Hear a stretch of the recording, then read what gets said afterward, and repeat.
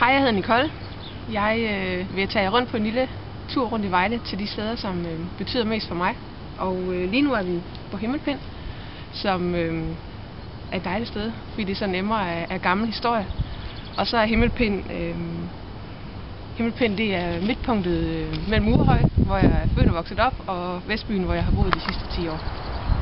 Nu er vi kommet ud i Nørreskoven, og her kan jeg godt lide at bruge rigtig mange timer både på min mountainbike og ved at løbe i det her fantastiske område.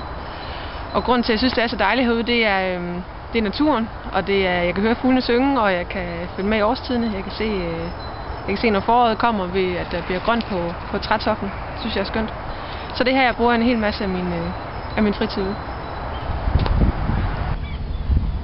Nu er vi kommet ned i Lystbådehavnen, hvor der alt andet lige er skønnet om sommeren, men her ynder jeg at komme meget, fordi mine brødre har båd, så jeg har sejlet ud hernede fra mange gange. Og det er sådan især lyst og lydene og duften af hav, som jeg synes er rigtig skønt og dejligt. Og med den nye byfornyelsesplan med den nye Lystbådehavn, så glæder jeg mig rigtig meget til at blive en del af det.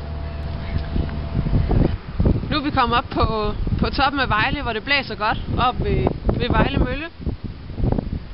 Og Vejle Mølle, det er udover at være Vejles vartegn også min første og bedste indikator på, at det er ved at være jul i Vejle, når alle lysene tændes op på møllens vinger.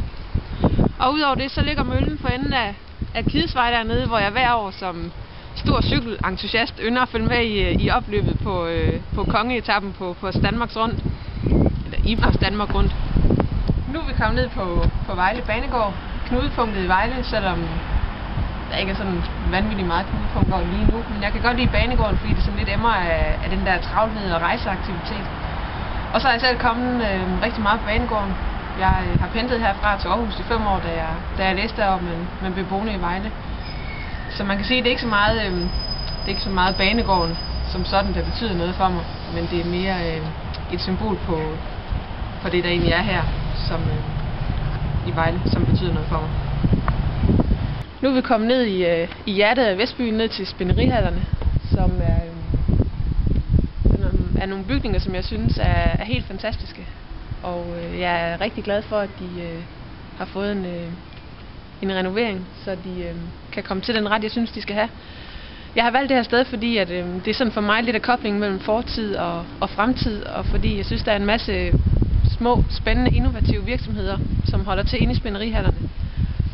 Og så har jeg også valgt det her sted, fordi at jeg cykler forbi næsten hver eneste dag, og fordi som jeg sagde lige før, så er det hjertet af Vestbyen, og jeg har boet hernede i snart 10 år, så derfor så betyder det her sted meget for mig. Det sidste sted, jeg har valgt at tage hen, det er Kellers Park her i Brejning. Kellers Park, det er sådan lidt kombinationen af erhverv, kultur, natur og muligheden for faktisk at kombinere alle de her ting.